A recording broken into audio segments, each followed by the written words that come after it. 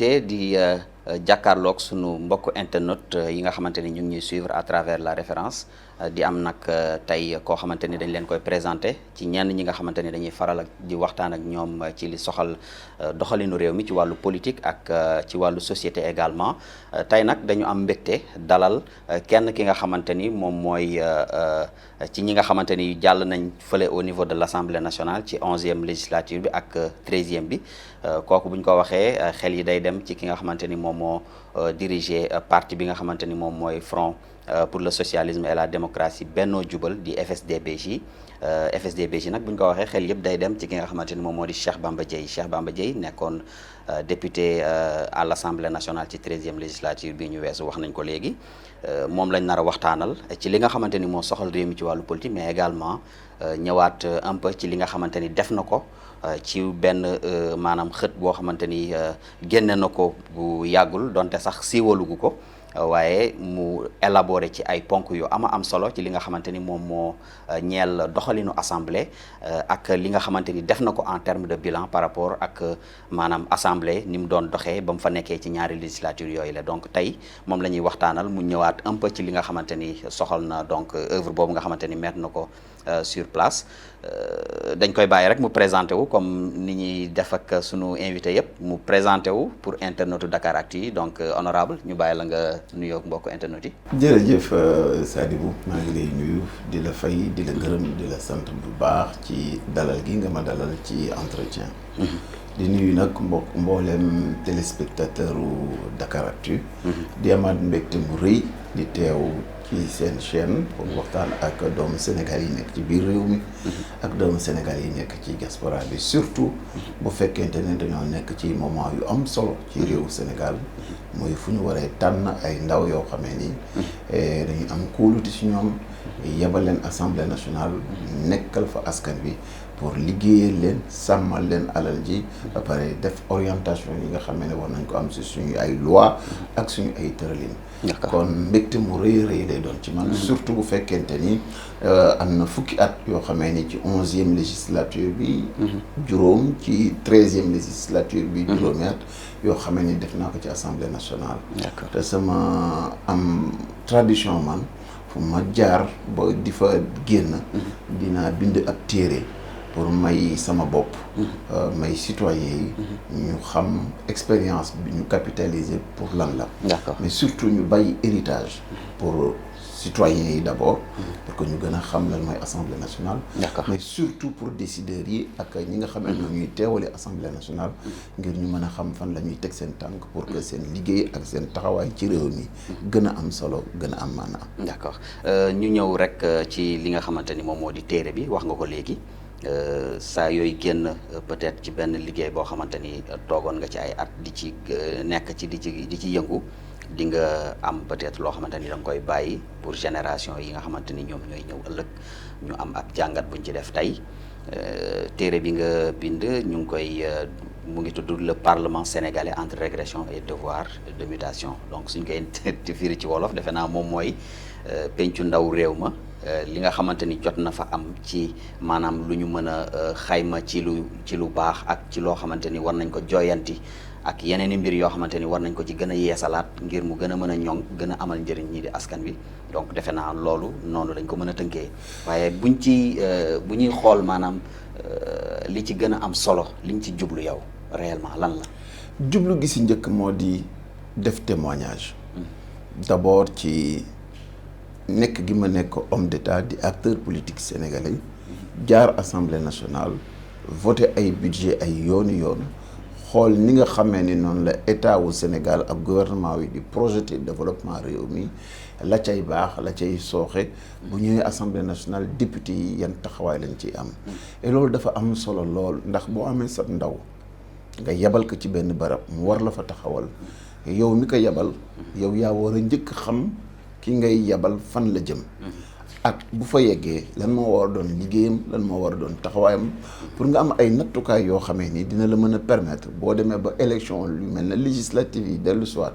nga mën a motiver choix bi ngay def jëm ci kuréel gi wala jëm ci kuréel gi li tax aussi ma def ko dañ di nekk ay acteurs politiques te ñun suñu parti di FSD/BJ njàng ak njàngale daf ci am solo lool.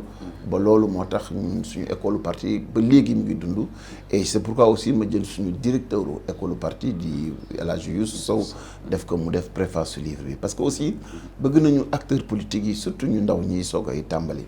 ñu xam bu baax seeni institution ñu xam bu baax yan liggéey la ñuy xaar si ñoom ñu xam ne politique warta doon fen warta doon tappale warta doon labaj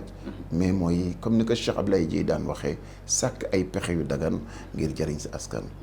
à la limite gis nga mission politique moo mission prophétique ñoo yem ndax yonent yi moom la yàlla di yebal ci mbindeef yi pour que ñu jubbanti leen pour que ñu tegaat leen ci yoon pour que mu indi laan ay dénkaane yu bees yoo xamee ni buñ ci jaaree jëriñu si àddina jëriñu si àllaaxira dans la dimension politique développement mooy njëriñu àllaaxira ak mieux-être boo xamee ni dafa war a disponible pour citoyens yëpp et je pense que ni un intellectuel comme moi bu taxawee def réflexion boobu bàyyi héritage boobu wàcc na ndax pour toutes les générations yi nga xamee ne ñoo nar a nekk député ci assemblée bii di ñëw ak yi nga xamee ne am nañu vocation wu dugg ci politique ñun ñee ñëpp dinañu mën a am benn outil benn jumtukaay boo xamee ni nattukaay boo xamee ni bu ñu gisee député def dinañu xam lii muy def nan la bu ñu gisee assemblée nationale ñu tëggee ka neen nañ lii dinañu xam ndax lii baax na ndax méngoo naag la nga xamee ni moom la assemblée waroon am ci wàllu modernité ci wàllu innovation ci wàllu réforme pour mën a doon assemblée boo xam ne day jubóog askan wi taxaw ci li nga xamee mooy bëgg-bëgg Sénégalais ci kaw jubóo boobu da nga wax nga ko def nga sax d'ailleurs transition bi parce que ci laa doon ñëw muy relation de confiance bi nga xamante ni war na am diggante député bi ak ki nga xamante ni moom moo di l'administré muy peuple bi tey dimension boobu noonu naka nga ko maanaam xayma ba daal di koy jëmmal ci sa biir téere bi. xam nga àddina même ci wàllu économie élément bi gën a wér pour koom-koom mën a am donc boo nee économie wax nga développement mooy confiance kóolute il faut que ci wàllu économie acteurs économiques yi jëndkat bi jaaykat bi consommateur bi ñoom ñëpp ñu am confiance ci système bi ñu am confiance ci tëralin bi ba nga xamante leen wóor ni règle de compétitivité yi nga xamee ni moom la ñuy wax daf di ay règles yoo xam ne yu wér la te bu jafe-jafe amee ci diggante diw ak nawleem am na foo xamee ne dinañ fa dem ñu àtte leen te duñu parparloo gis nga ndénkaane surtout dafa am solo ndax wolof dina wax ni dénk koo wóolu boo jëlee sa député nga ne ko demal ma sa pencum ndaw réew yi nga taxaw ma fa dafay mel ne rek nga moom sa société di wut conseil d'administration conseil d'administration boobu wala ay acteurs yuy nekk ci biir société ba di liggéey da nga am d'abord obligation choisir ay nit yu xarañ yu am xam-xam yu xam li nga xamee ne moom la société bi di liggéey mais aussi yu am aptitude yi nga xamee ne moom la ñu war a am pour mën a liggéeyal askan wi donc premier constat bi nga xamee ne war nañ ko def ci assemblée première obligation mooy qualité kii dem di nekk député ndax nit koo xamee ni matul nit koo xamee ne am na lu ko bare lu ko manqué nit koo xamee ne xamul cëru député ay la yowoon boo ko yóbboo assemblée nationale kenn yàqul assemblée nationale yow mi ko yóbbu yaa ko yàq kon ki jàngale bi ñuy wax mooy ñu dem ci parti yi waxtaan ak acteurs politiques yi ñu bàyyi parparloo ci tànn bi ñuy tànn nit ñi bàyyi di tànn borom làmmiñ yu rëy yi nga xamee ni li patron bi wax moom la ñuy wax balaa muy xala wax sax naan la patron bu wax dëgg la mu bëgg a wax dëgg la muy xalaata wax dëgg la muy nar a waxi ëllëg dëgg la boobu defarul day yàq donc il faut que ñu am parti bu nekk def boppam violence pour tànn góor ak jigéen yoo xamee ni seen formation mat na seen juddu mat na seen jikko mat na seen xam-xam mat na pour que bu ñu demee ñu mën a taxawal parti bi ba mais surtout taxawal réew mi et je pense que ni bu ñu xoolee histoire politique réew mi dinañuy jàngat ci ni depuis 1962 muy événement 62 yi nga xam ne dox na diggante Mamadou Dia ak Senghor si li ñu gis première forme d'instrumentalisation maanaam ay ñaari nit am les problèmes amuñu fu ñu koy réglé daw biir assemblée nationale làqu fa xàjjale député yi kii fare fii kii fare fee ñu tasaaroo coow li ne kur ba la nga xamee ni am na ci muy motion de censure 1962 ak fa mu teere ji di arrestation wu Mamadou Dia ñaari camp yëpp kii di accuser moroomam de coup d'état kii di accuser ñeneen ñi ni respecté wuñu discipline u parti histoire u Sénégal boobu daf ñuy topp ba bi nga xamee ni maître Abdoulaye Wade nekk na président de la République ak loi bu jéggi dayo boo xamee ni dañ koy wax muy la loi d'amnistie pour Ibrahima Isidore Ezan nga xamee ni dafay xëy suba rek ni ay jëf yu ñaaw yi nga xamee ni def nañ ko ci biir politique ba tax benn bakkan bu am solo ci réew mi di kenn ci vice-président wu Cour suprême conseil constitutionnel di maître Babacar Seye faat nañ ko ci ñu xëy ni loolee ak la ko wër ak la ca nekk ak lañ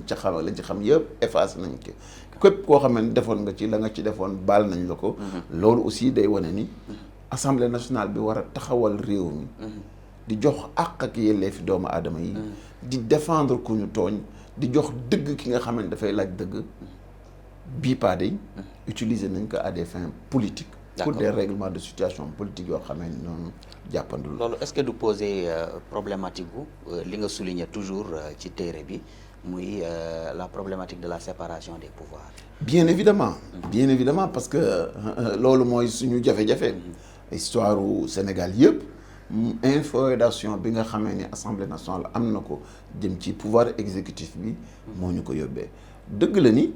ku ni pouvoir ku nekk wax ay représentants yi nekk assemblée nationale te si ñooñu lay mën a sukkandiku pour mën a gouverner réew mi ci anam yoo xamee ni du am instabilité mais du tere gannaaw boo fa nekkalee sa majorité nga gestu ñi nga xamee ni kat gannaaw yàlla ñoo fal te ñoo la fa yóbbu et ça c'est extrêmement important puisque l'Assemblée nationale c'est le lieu privilégié du débat démocratique parce que bu ñuy wax démocratie ñu ngi koy am ca biir loolu également souligné nga ko ci parce que gis nga loolu dafa am le débat démocratique aussi entre parlementaires loolu mën na xëy na mën na jooyanti yu bëri ci doxalin wi non dafa di soupape de sécurité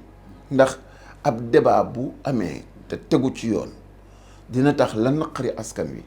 nit dina am lu ko métti loolu ci réew mi mu am injustice bu mu subir mais il suffit que mu gis benn député soulever que à l'Assemblée nationale devant un ministre devant le gouvernement pour que lu bare si li mu jàppoon wàcc si moom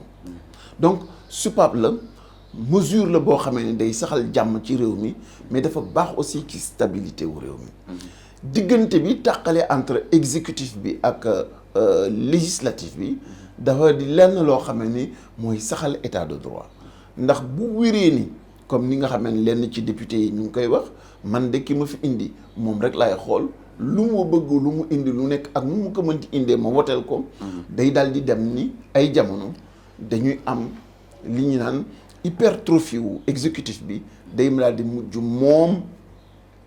parlement bi moom le système législatif te bu ko moomee rek day daal di moomaale le système judiciaire et day daal di xaw a demee ni barab ba nga xamee ni fa la ñuy saytoo alal réew mi di xool ndax li ñu voté effectivement fañ ko wax ni fa lañ ko dépensé fa lay nekk dootul nekkeeti loolu ndax day daal di doon benn machine boo xamee ni day fonctionner pour dëgëral ak dëggal lépp loo xamee ni jóge na ci exécutif bi amatul itte si ni lii ñuy indi est-ce que pour l'histoire est-ce que pour les intérêts stratégiques du Sénégal est-ce que pour jàmmi réew mi est-ce que pour équilibre yi nga xamee ne Sénégal daf ko war a am ak priorité ñuy dund est-ce que alal ji dem na fa mu war a dem te loolu bu ko député taxawulee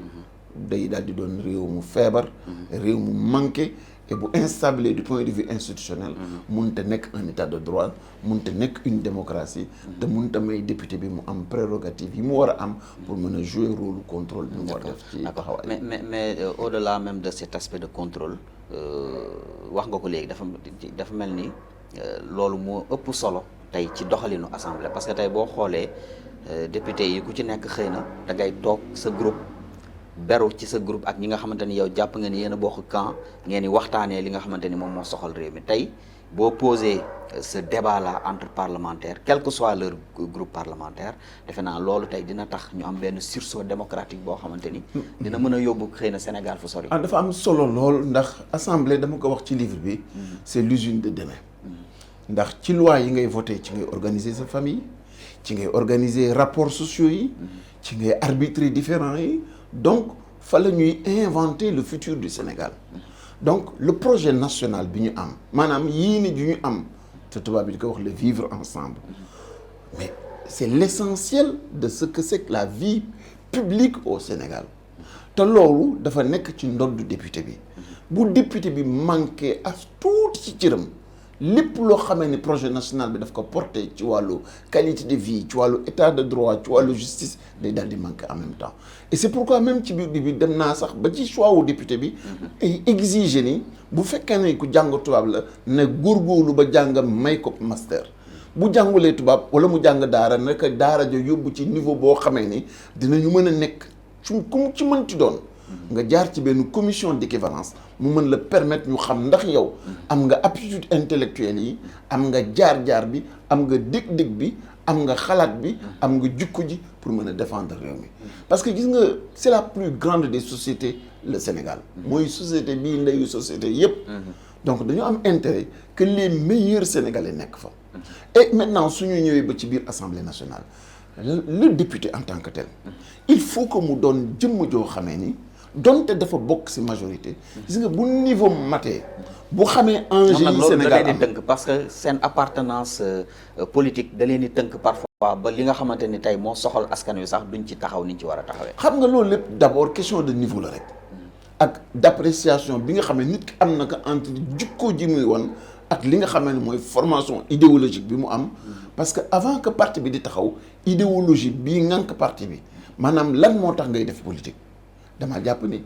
c'est-à-dire buy dugg ci politique dafa ni dafay dem sàkki ay pexe yu dagan pour jëriñ Sénégal mais daf koy jaaree ci benn kër muy parti mais fond wu problème bi mooy liggéeyal Sénégal donc si sa biir parti dina am ay jamono yoo xamee ni pour aider ce président de la République même mu mën a liggéey pour que ëllëg mu mën a am résultat am député bu mat féeteeg nit ñi te di leen défendre tout en maintenant équilibre bu majorité bi dafa am solo ndax ëllëg résultat ba mooy tax et loolu pour que nit ki mën ko def ndax wolof dafa ni xaayaan ku dégg séeréer pour que député bi mën a yegg ci niveau boobu nga xamee ne xam na ni li ñuy soxla majorité mooy bu bisu vote bi jotee mais diggante bi projet bi wala proposition bi duggee assemblée nationale ba ñuy voter yow am nga sañ-sañu dund sa député dund ko ci laaj yi dund ko ci interrogation yi dund ko ci interpellation yi dund ko aussi ci possibilité wu améliorer loi bi parce que bu dee proposition de loi bu jógee ki sa nawle député sa nawle la dafa toog xalaat réew mi yow war nga mën a jël temps bi mu jël nga dem nga xool impact loi bi bu dee projet de loi la bu jógee ci sa biir majorité te yow sa bëgg-bëgg rek mooy sa majorité doon majorité bu qualifiée bu am maanaa mais am nga sañ-sañu dem xool nan nga mën a dimbalee sa majorité ba loi bi gën a global ba loi bi am caractère yi nga xamee moom lay wax ci loi ndax loi bu matee dafa war a nekk de caractère impersonnel maanaam du jublu génn jëmm rek dafa war a nekk de portée générale maanaam buy dal day dal si ñëpp. D'accord. waaw te dafa war a doon un projet boo xam ne bu démocratique lay doon. D'accord. et je pense que à ce niveau là. yooyu yëpp ci qualité doomu aadama bi ngay am la. il faut que état wu Sénégal majorité yi nekk à l'Assemblée nationale xam ni un débat démocratique naka mu gën a tare à l'Assemblée nationale naka mu gën a jàmmale réew mi. ndax nit ki dootul soxla nekk ci mbedd mi di yuuxoo ko di dóoree ko daane ndax dafay xam ni am na ay député yoo xam ni ña nga ca barab ba di ko taxawal di ko xeexal di ko lijjantil loo xamee ni jarul muy wàcc ci terrain bi. nekkal fa askan wi te bañ fa nekkal seen bopp daal loolu tax ñu naan que ñoom askan wi lañ fa nekk. effectivement pour éviter askan wi. muy nekk ci condition yoo xamee ni dina si sonn wala ñu dóor ko si wala ñu gaañ ko si te du tax bëgg-bëggam faju. d'accord bu ñu jéem a xool peut-être xëy na nu ñuy tënkee points yi au niveau des innovations maanaam li nga bëgg a proposer pour assemblée bii di ñëw muy 14e législature bi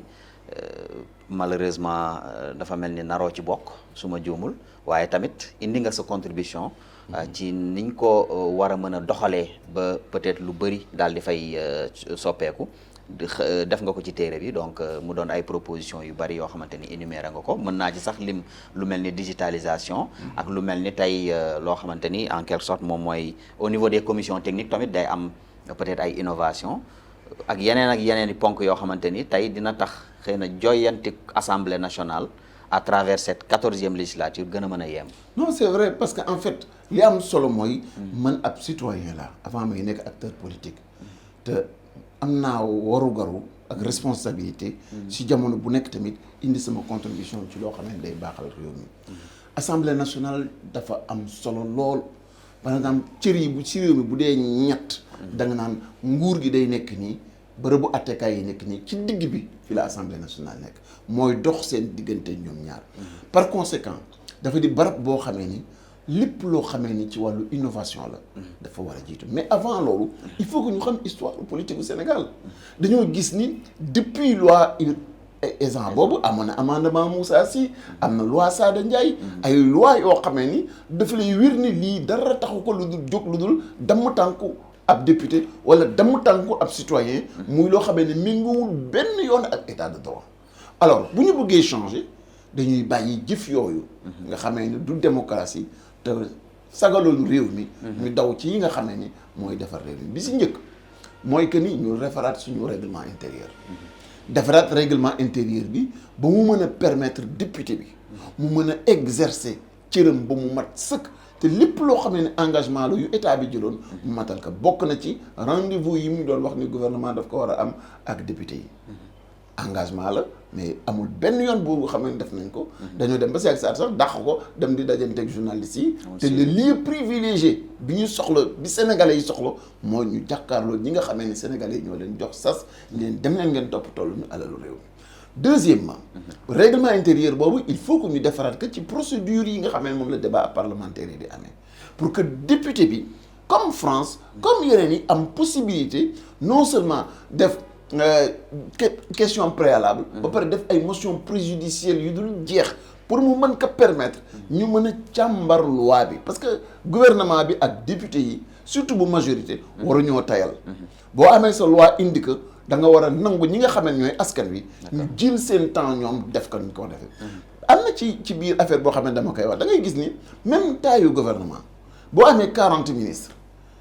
mais taayu gouvernement day yàq liggéeyu parlement bu fekkente ni dañuy ne loi de finance bi ci diir bu gàtt bi nga koy def nga indil ko 40 ministres dina am ministres yu bëri yoo xamee ne heure yi ñuy jàll que dañuy jàll seen affaire sans débat te loolu méngoowul ak démocratie alors que boo amee 20 ministres wala 25 ministres liggéey bi day gën a am solo mais loolu cëru exécutif bi la c'est pourquoi le président de la république am na responsabilité moom tamit ci nomination yi muy def ci gouvernement ak taayu gouvernement am mu dimbali assemblée nationale ci liggéeyam ñaareel ba aussi boo jàllee question yooyu mais commission d'enquête yi man proposé naa ni chaque année dañu war a bàyyi groupe majoritaire groupe opposition ak non inscrit ku nekk si ñoom am possibilité installer benn commission d'enquête sans que mu jaar par la règle de la majorité cela voudrait dire que ci biir at mi bu ñu amee luy ay di jàmbat maanaam ñu ne kat lekk nañu alalu Sénégal ci benn situation majorité bi di tergiversé parce que dañ naan seen ay gars yi fa nekk opposition bi dina mën a de fait installer benn commission d'enquête bu ko defulee non inscrit yi def ko wala boog bu mbir mi wëlbati ko ba mu dal ci ko opposition bi majorité dina ko mën def te du tere yeneen commission d'enquête yi jaar ci règle yi nga xam ne fa la daawan di jaare loolu dina li bëri assemblée nationale baax ñaareel ba aussi fin wu cumul yi il faut que député yi dimbali askan wi voter loi boo xamee ni day noppal parti politique yi ndax tant que ñu ngi bàyyi politiciens yi suñu genre yi ay cumulard la ñuy doon dañuy bëgg a nekk fii nekk fale alors que s'il y a une loi qui règle ce problème là day dimbali ñëpp ñu toppal d'accord et puis aussi am na ci yeneen innovation mooy tey ji dañu nekk ci à l'ère du big data maanaam lépp lu gis informatique la tey assemblée nationale waroon naa mën a dem boo jëlee di nga fa perte 1h40 ba yenn saa sax 2 heures de temps si di wàññi ñaata ñoo bëgg a jël parole alors que ni un système numérique war na mën a permettre en 5 minutes wala en moins de 2 minutes ñu mën a xam ñi bëgg a jël parole yépp bu ñu bëggee am règle bu ñu koy organiser dañ koy daal di implémenter si biir machine bi mu organiser que mbir mi daal di jeex et puis aussi il faut que sénégalais yi mën a xam sur chaque dossier lan la député bi def une loi bu jàll muy la loi sur la parité wala boog la loi sur le parrainage normalement bu ñu demee ba élection jot chaque citoyen war na mën a xam candidat bi loi sur le parrainage jotee est-ce que dafa voté oui wala dafa voté non parce que yeneen réew yëpp dañ leen koy may bu ñu waxee loi sur l'homosexualité képp koo xamee ne da nga ni voté oui war nañ ko xam ku voté non war nañ ko xam parce que gis nga te loolu aussi bokk na ci innovation yi ñu wut benn chaîne parlementaire député programme yu bari ñu ngi koy wax. mais dafa di lu absolu.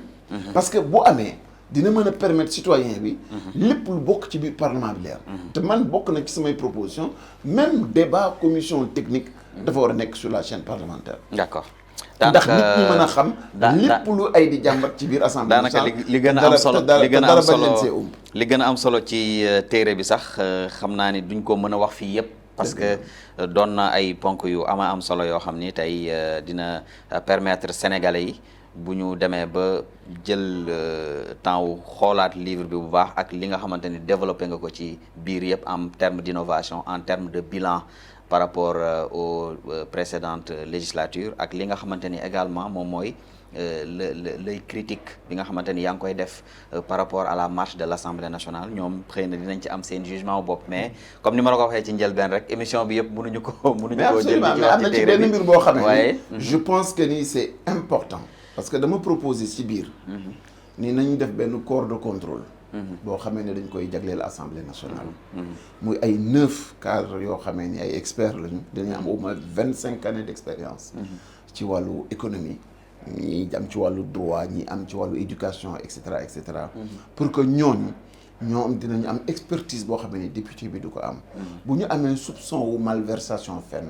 dañ leen député bi daf leen di saisir. yebal leen ñu def ay enquêtes. bu ñu ko indiyee moom dina mën a arbitrer. ndax lii mérité na. ñu yóbbu ko tribunal wala déet. te loolu aussi pour que ñoom ñu mën a yóbbu mbir tribunal il faut que membre yi nga xam ne ñoo nekk ci corps de contrôle boobu yëpp. voter à la majorité ni lii kat lu jara yóbbu tribunal la. et en plus de cela dafay laaj ci saisir du conseil constitutionnel. il faut que 1/10 bi ñuy laaj. ñu dindi ko su doon sama sago. dëgg-dëgg benn député dafa war a am sañ-sañu chaque situation boo xamee ne laaj na mu fëgg conseil constitutionnel mu mën ko def xam nga lu muy def ndax dina permettre ñooñu ñuy wax les 9 sages wala 7 sages yi ñu mën a am capacité ñoom tamit mën a intervenir lu bare ci li nga xamee ni mooy constitutionnalité loi yi te dina mën a permettre mu doon une institution boo xamee ni dina mën a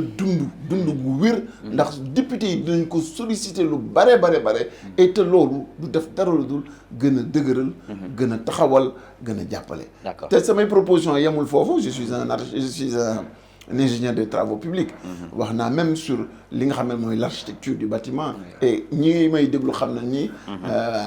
la salle de la plénière depuis au moins 25 ans amul benn innovation bu fa nekk te je pense que ni war nañ ci mën a taxaw et comme charité bien ordonnée commence par soi-même assemblée nationale dafa war a góorgóorlu ba budget am gën a transparent nit ñi mën a xam les détails du budget de l'assemblée nationale comme ni nga xamee yeneen ministères yi aussi am na espérons que législature bii di ñëw gën ci taxaw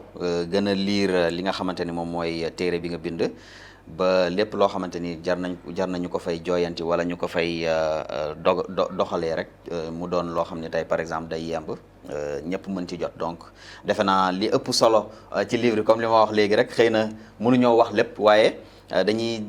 jël temps rek wax tuuti ci li nga xamante ni moom moo nekkoon l'essence donc de l'œuvre mais dañ koy fàttali rek Cheikh Bamba Dièye la ñuy waxtaanal moom mooy leaderu FSD/BJ nekkoon fële à l'Assemblée nationale nekkoon fa député mais également koo xamante ni day yëngul lu baax ci li nga xamante ni moom moo di opposition d'ailleurs mu ngi bokk coalition Yewwi Askan Wi donte sax gisuñu ko ci campagne bi wala gisuñu ko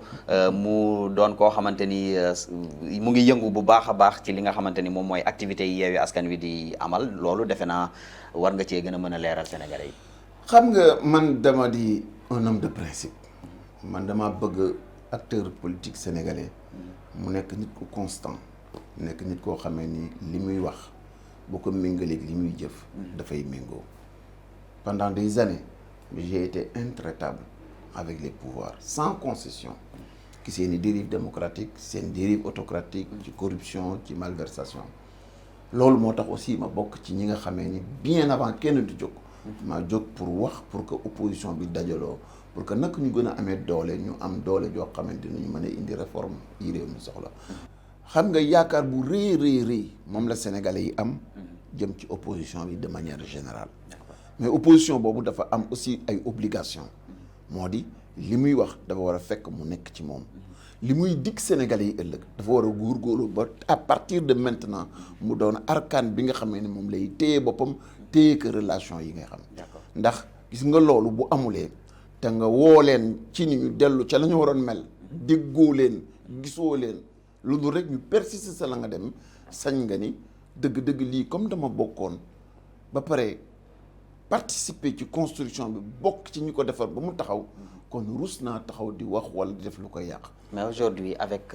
campagne bi ni mu déroulé woo en tant qu'observateur wala en tant qu'acteur politique simplement nga toog di xool peut-être une partie de l'opposition comme peut-être ñoom nee nañ mënuñu regrouper wu ñoom ñëpp en tant qu'une seule entité de l'opposition mais nga gis leen par exemple wala nga gis ci benn parti boo xamante ni mu ngi xarab beneen parti bi di leen critiquer wala mu leen di taxer de pro Macky wala ñoo xamante ni ay coalition yoo xamante ni Macky Sall da leen di financer et cetera loolu boo ko déggee yow ban sentiment nga ci am. loolu dama jàpp ni rek xam nga fin de campagne moom moment d'excès la day doon toujours parce que ñu ngi ci dernier moment yi ku nekk loo mën a wàññee sa adversaire pour mu doon bénéfice ci yow souvent dañ koy faral di def bien que nous savons tous que lii dimbali Sénégal mooy que opposition bi jéem a jàng di waxee ci benn kàddu